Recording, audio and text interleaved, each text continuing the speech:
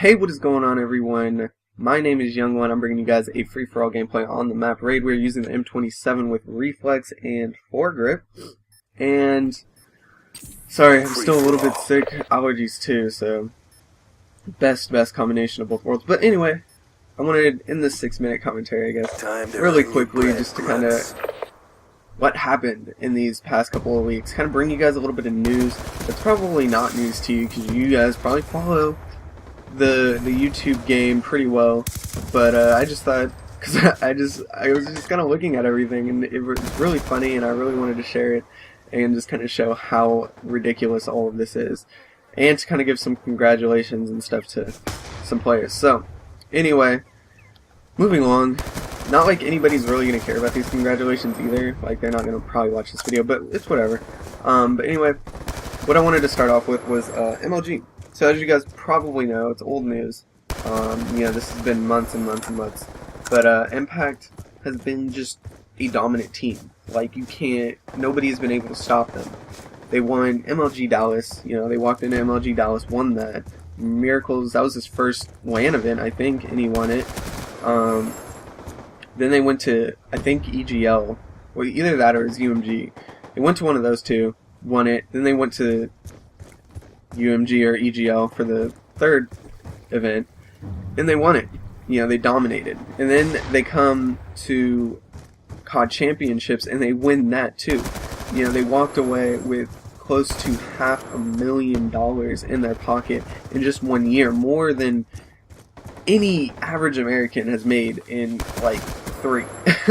So they made it in less than a year, just by playing some Call of Duty.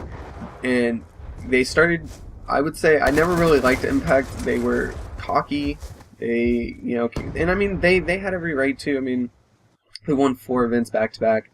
I mean, who wouldn't be cocky? But they were just a little bit too cocky and a little bit too confident. And they walked into MLG Anaheim, second place, right behind Complexity, who are the MLG Anaheim spring champions of Call of Duty. Got to give huge shout outs to Clayster, keeping the energy up on Complexity. It was great. They played phenomenal.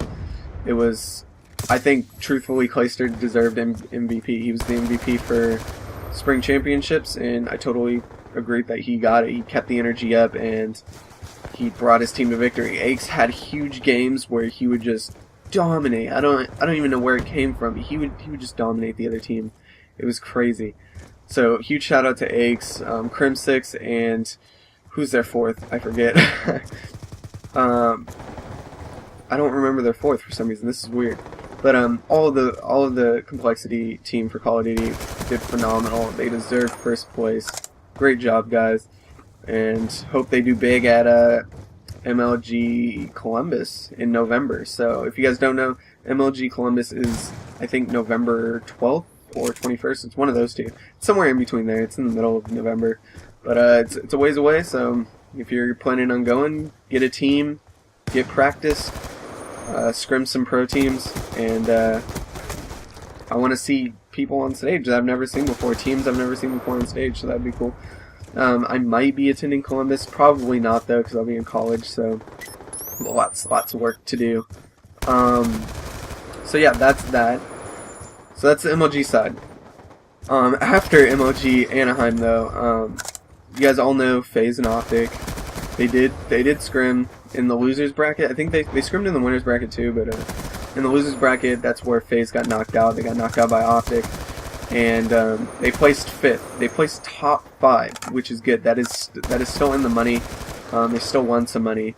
I believe it was FaZe Imbos, FaZe Heist, and there's 2 others. I can't remember the names. I'm very bad with names when it comes to that. I think the only pro team I know is Optic, because I really like Optic. They're my team.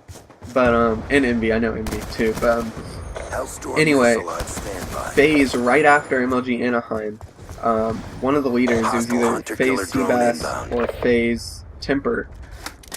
They dropped their entire team. They dropped their entire competitive team besides FaZe Replays. That was one of the other people too. They dropped their entire team. So they dropped Imbos, they dropped Heist, and they dropped somebody else, and they kept Replays. And it was ridiculous. People were just like, what are you doing? And they replaced their FaZe team with a team that they beat, that the old FaZe team beat for top 8.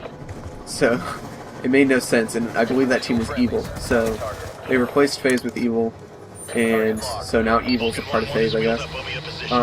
So that was ridiculous. It made no sense to really anybody, and a lot of competitive people were just kind of questioning the moves on that, and whether or not it was a smart move. And Nate shot, and everybody was just not, they didn't understand it. So that was another thing. And then also Clan Thrust, your sniping team on YouTube, Clan Thrust was, they dropped their whole entire roster, really, because they wanted to change it up and become a knifing only clan.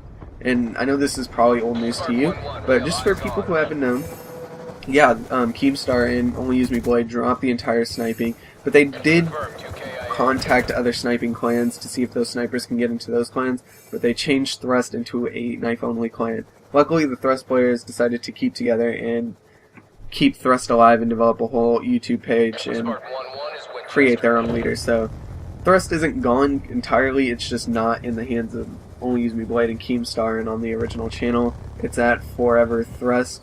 So yeah, you guys can check them out if you like Thrust and you want to see them again. So anyway guys, 30-5, I'm out. I'm going to college. Peace out, guys.